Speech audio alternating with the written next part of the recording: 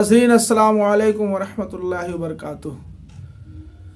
تربیت کے اصول کچھ آپ کو بتانے کی کوشش کر رہا ہوں۔ اللہ جل مجدہ الکریم قرآن عظیم میں ارشاد فرماتا المال والبنون زینت الحیات الدنیا، مال اور بیٹے جیتی دنیا کے لیے، رہتی دنیا کے لیے بناؤ اور سنگار ہیں۔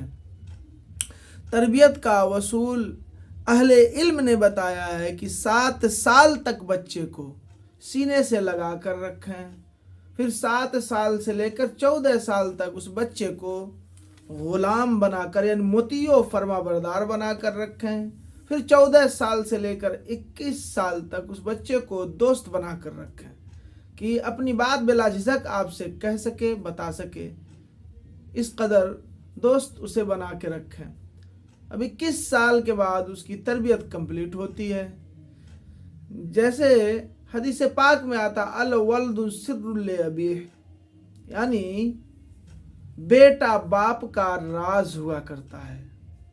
جب اللہ تعالی ہمیں اور آپ کو اولاد سے سرفراز فرمائے تو یہ اہتمام ہونا چاہیے۔ سب سے پہلے والدین کی ذمہ داری، بالخصوص والد کی ذمہ داری ہے کہ اس بچے کو غسل دیا جائے، یعنی پاک اور صاف کیا جائے، اور اس بچے کے دائیں کان میں اذان دی جائے اور بائیں کان میں اقامت کہی جائے۔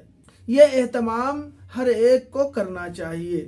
میرے عزیزوں، بچہ چاہے ہاسپٹل میں پیدا ہو یا گھر پہ پیدا ہو، جہاں بھی پیدا ہو وہاں جو عورتیں موجود ہوں، دائیاں موجود ہوں، انہیں یہ تلقین کر دے، انہیں یہ متنبہ کر دے کہ پیدائش کے بعد وہاں پر مبارکبادیاں پہلے نہ دیں یا وہاں پر شور و گل نہ کریں، اس لیے کہ جب بچہ پیدا ہوا ہے تو سب سے پہلی آواز بچے کے کان میں جو پہنچی ہے وہ خدا کی بڑائی کی آواز، یعنی اللہ اکبر کی آواز اس بچے کے کان میں سب سے پہلے پہنچی۔ بچے کے کان میں اذان کی آواز اس وقت پہنچائی جاتی ہے جب بچہ ابھی اپنی مادری زبان کو یعنی بھوجپوری کو بھی نہیں جانتا ہے، وہ بولنا بھی نہیں جانتا ہے، تو اذان تو عربی میں ہے تو چہ جائے کہ وہ عربی الفاظ کو کیسے سمجھے گا۔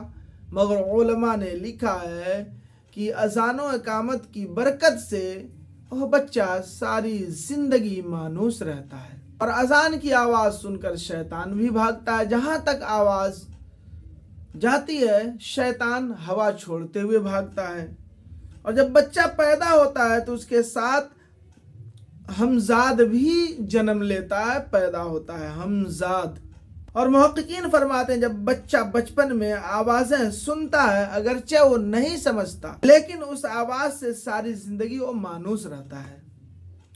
پھر اس کو تہنیک دی جائے، یعنی گھٹی، جسے ہم اپنی زبان میں گھٹی کہتے ہیں، تہنیک دی جائے جس کو گھٹی کہتے ہیں۔ پھر اگر کوئی صالح شخص دے تو اور اچھی بات ہے اور اچھا ہے، ورنہ کوئی بھی تہنیک اس کو دے سکتا ہے، یعنی کھجور ہو یا کوئی میٹھی چیز ہو اسے چبا کر بچے کے منہ میں حلق میں ڈال دے، اور ماں جب اسے دودھ پلائے تو اس حلق کے راستے سے پیٹ میں چلا جائے تو اسے گھٹی کہتے ہیں، تہنیک کہتے ہیں۔ اس سے خوشگوار اور روحانی اثرات مرتب ہوتے ہیں۔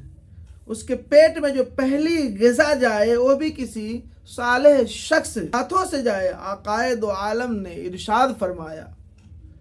اس کے بعد نام رکھنے کی بات تو سموا باسماء الانبیاء، اپنے بیٹوں کے نام نبیوں کے نام پر رکھو۔